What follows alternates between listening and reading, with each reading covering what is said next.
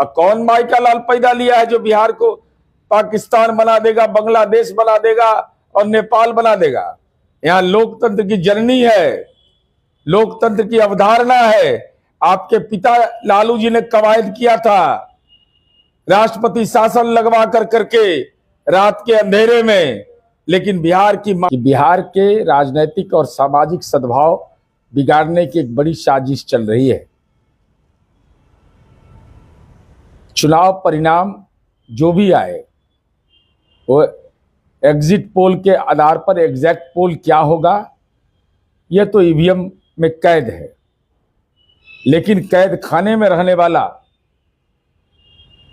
जो राजनीतिक अनुभव है, जिस राजनीतिक पार्टी को जिसने लोकतंत्र का इस बिहार में चीरहरण किया है, कैसी भाषा का इस्तेमाल कर रहे हैं। आरोप लगा दिया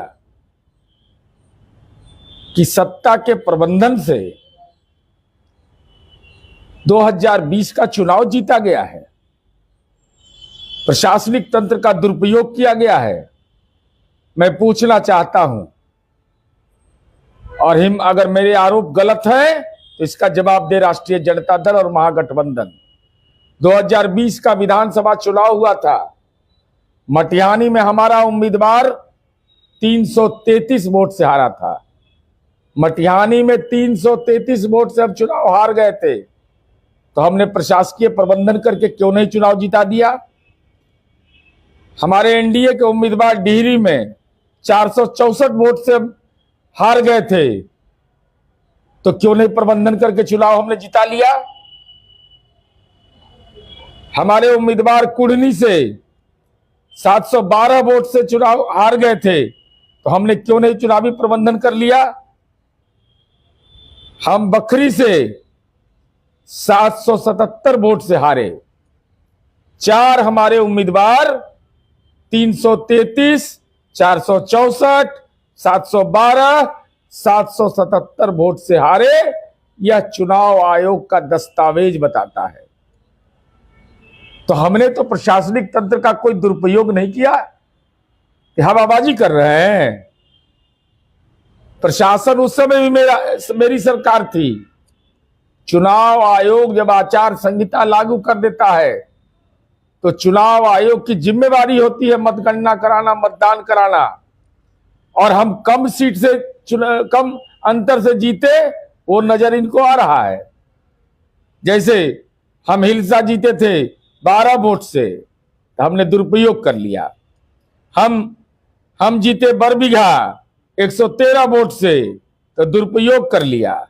भोरे हम जीते 462 वोट से, तो दुरुपयोग कर लिया।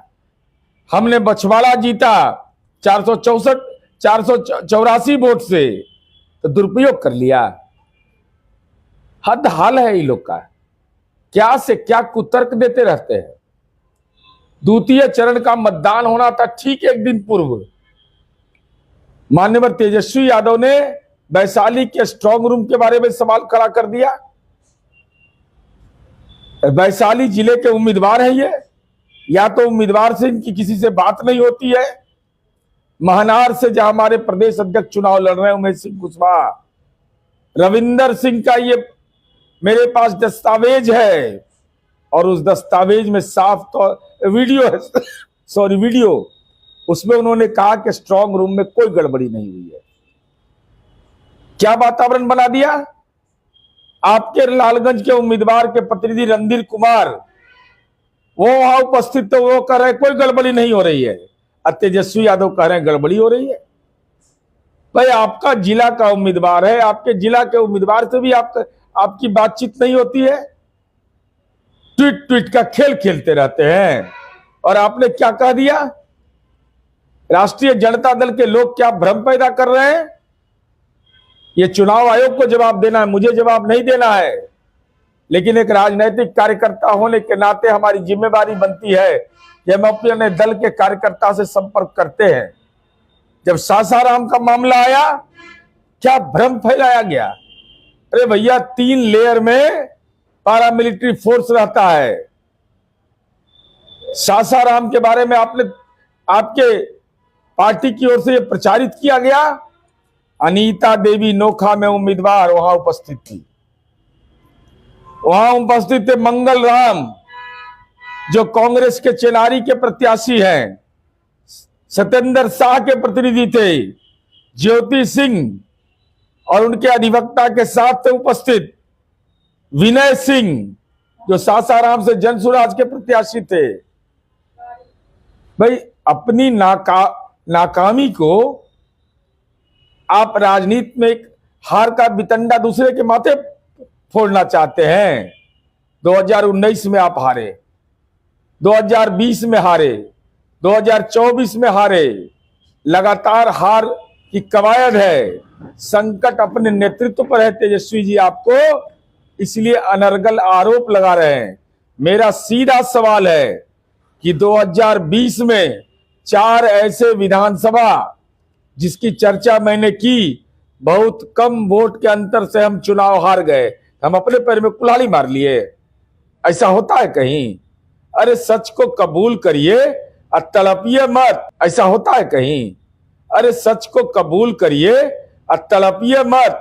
और कौन माई का लाल पैदा लिया है जो बिहार को पाकिस्तान बना देगा, बांग्लादेश बना देगा और नेपाल बना देगा? यहाँ लोकतंत्र की जननी है, लोकतंत्र की अवधारणा है। आपके पिता लालू जी ने कवायद किया था, राष्ट्रपति शासन लगवा करके रात के अंधेरे में, लेकिन बिहार की